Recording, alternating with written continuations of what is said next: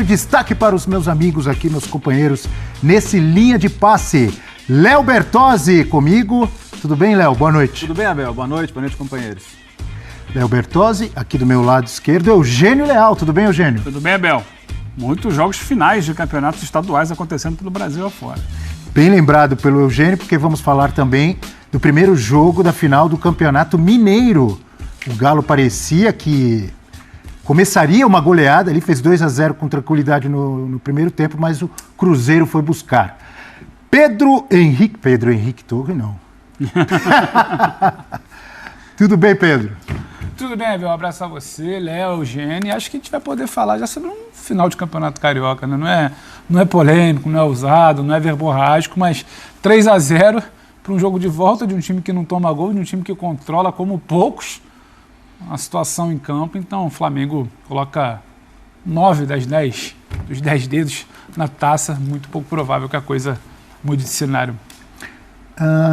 O Flamengo tem terça-feira um jogo em Bogotá. Sim. Contra o Milionários. Fez 3-0 no jogo de ida, está praticamente com a mão na taça. Aliás, o Flamengo que levou um gol no campeonato estadual inteiro com o time reserva. O que dá para imaginar já jogando para frente e qual foi o grande mérito do Flamengo para fazer 3-0 nesse Nova Iguaçu? Pedro Ivo Almeida, não Pedro Henrique Torre.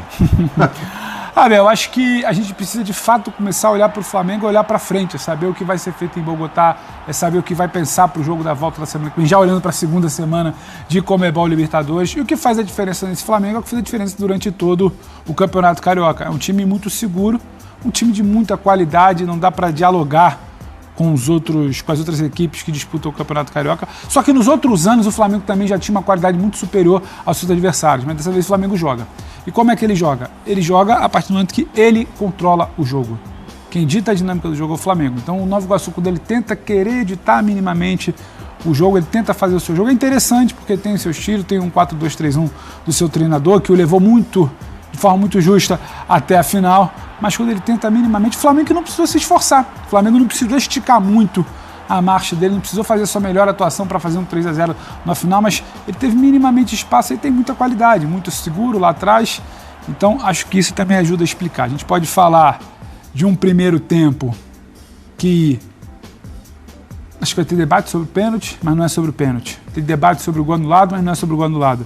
É muito sobre como o Flamengo controla o jogo. O Flamengo não precisa em nenhum momento. O Flamengo em nenhum momento está sob perigo contra o time que impôs perigo à maioria dos seus adversários do campeonato, que é o Nova Iguaçu. Então esse controle de jogo para mim do Flamengo, a todo momento parece que é o Flamengo que vai ditar o que vai acontecer em campo. Acho que isso explica o que é essa trajetória até aqui, explica o virtual título carioca do Flamengo.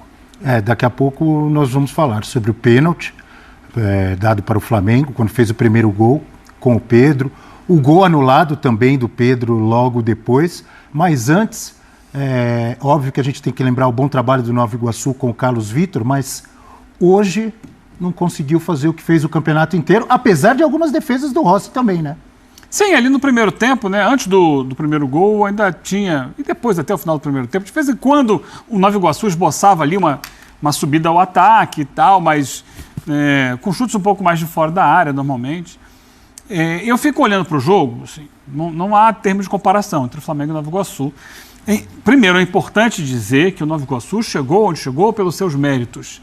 Ele merece estar lá, ele fez um belo campeonato carioca, ele passou muito bem pelo Vasco na semifinal, ele merece estar lá. Agora eu vou virar a página para falar outra coisa. É óbvio que para o Flamengo, pensando em ser campeão estadual, tá ótimo pegar o Nova Iguaçu na final.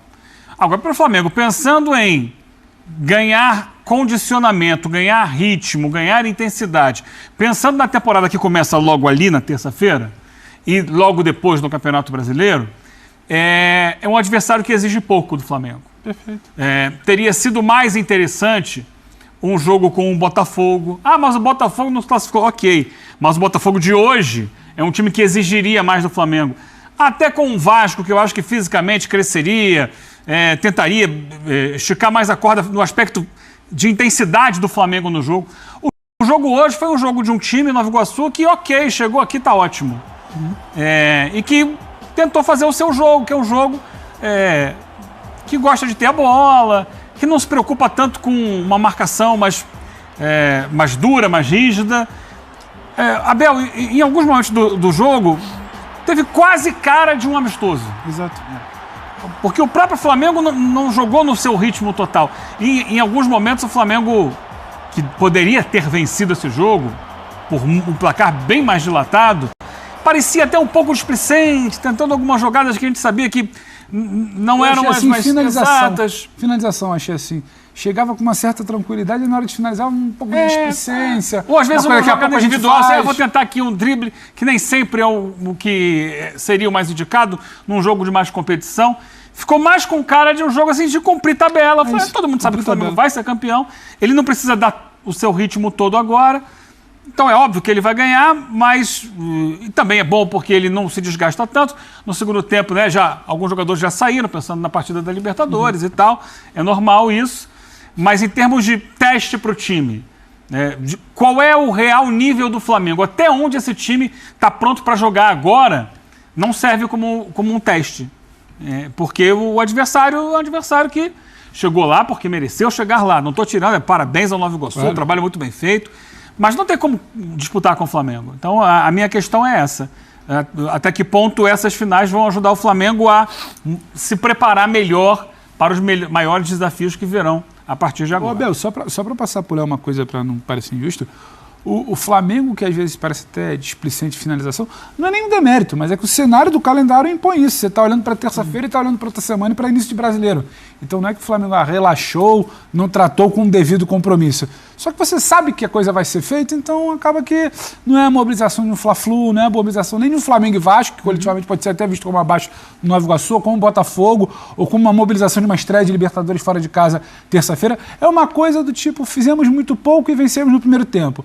Se fizermos um pouquinho também no início do segundo, que começa assim, Flamengo faz o básico para criar, não capricha na finalização, mas quando capricha faz 2-0, já reduz um pouquinho a marcha, o Tite já começa a mexer, e depois acaba pintando um 3-0 ali, que é meio que um bate-rebate, a jogada que é bonita, mas o zagueiro corta para trás. Eu me assustei até se depois de puder rodar, com a comemoração do terceiro gol, uma coisa meio... tá, valeu. Isso aí, vamos lá. Então, acho que explica muito isso que hoje ele passou do panorama do jogo. Também foi gol contra, né? Foi uma jogada linda do Pedro, mas foi gol contra. Assim é um Fla-Flu 3-0, jogo dia da maçã do rival. Como é que era esse terceiro gol? E aí o jogo estava tranquilo. O calendário te leva a isso. Eu acho que com esse sabor que ficou de acabou, o Campeonato Carioca está decidido, é o 38º título do Flamengo, a gente pode analisar o campeonato. Pensando na preparação do Flamengo para o que vem pela frente de Brasileiro, de Libertadores, de Copa do Brasil, a gente pode pensar no jogo de hoje, mas pode pensar na temporada do Flamengo até aqui, de um time que dificilmente sofre um gol, por exemplo. Claro, não é, Léo? Claro. Em outros anos, ter instabilidade no estadual gerou pressão no técnico, gerou dúvida sobre o trabalho e gerou esse tipo de instabilidade. Então você fazer um campeonato sem sustos, um campeonato vencido de forma protocolar, acho que essa é a palavra, protocolar, chama atenção. Por quê? Como que o Nova Iguaçu chega na final? Vou citar, por exemplo, os jogos contra o Vasco. Jogos em que o rival não teve nenhum tipo de controle e o Nova Iguaçu explorando espaços e o Nova Iguaçu explorando, por exemplo, a intermediária ofensiva com chances de finalizar a rodo. Hoje eu me lembro de uma defesa difícil do Rossi, das poucas que ele fez em todo o campeonato praticamente. Então, o Flamengo teve a capacidade de tranquilizar o jogo, de abrir a vantagem com folga. E poder gerir, sim, semana que vem. E acho que não vai ser nenhum desrespeito e nenhum demérito ao adversário, que o Tite até pense em algum jogador que não esteja 100%, não começar com ele. A partir de agora, a Libertadores ganha toda a importância. O Flamengo está num grupo em que ele é, sem dúvida nenhuma, o time mais forte, mas que ele pode pensar em ter a melhor campanha da fase de classificação, em ter vantagens aí de decidir em casa nas fases seguintes. Acho que a chave do estadual pode começar a ser virada já com alguma tranquilidade. Mas é bom a gente sempre destacar o mérito desse time do Nova Iguaçu, que deixou os outros para trás sem roubar nada de ninguém, né? Pelo contrário, foi o melhor do resto, né? E ser o melhor do resto num campeonato em que esse Flamengo foi tão superior também não é pouca coisa. Agora há pouco, enquanto você falava, Léo, a gente viu o lance do pênalti marcado ali a favor do Flamengo quando sai o primeiro gol do Pedro. Para você foi pênalti? Para mim foi. A bola já tinha passado, ele tenta chegar e toca o tornozelo do Ayrton Lucas. É verdade que ele demora um pouco para cair, mas, na minha opinião, o ônus da penalidade não é de quem sofre, é de quem comete. fora da área, acho que não teria muita discussão. Então, e até se tivesse na posição do VAR, eu também não indicaria revisão pro árbitro, não.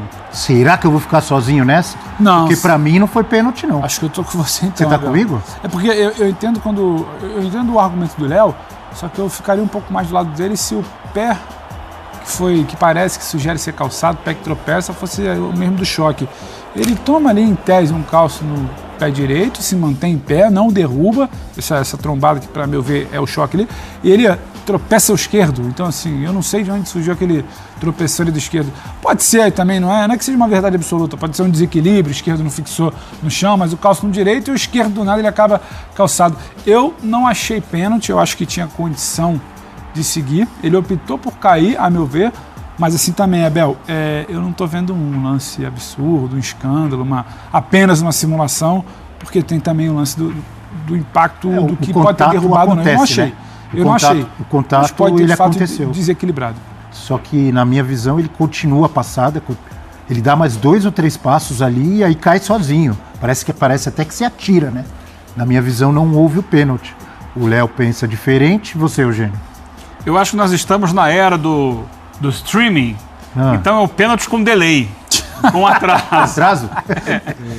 Ao toque, ao contato, o que a gente pode tentar fazer uma força, assim, para entender a marcação do árbitro, porque, assim, claramente, aqui é depois, né, bem depois, é que, de repente, ele interpreta que há um desequilíbrio que vai, aos poucos, minando a capacidade do Ayrton Lucas de se manter em pé. Então você dá um toque aqui, dá uma balançada, num primeiro momento seguro, mas ali na frente já vai caindo.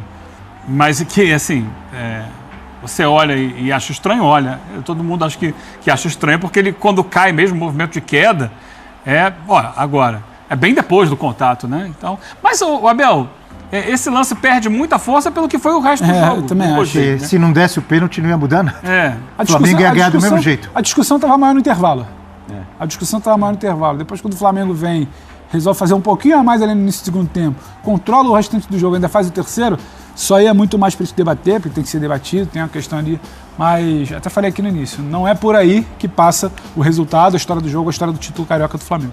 E o gol impedido do Pedro, acho que aí não tem como discutir, porque eles traçam a linha. Eu, particularmente, não gosto dessas linhas, mas não é questão de gostar ou não, né? É a regra, traçaram a linha.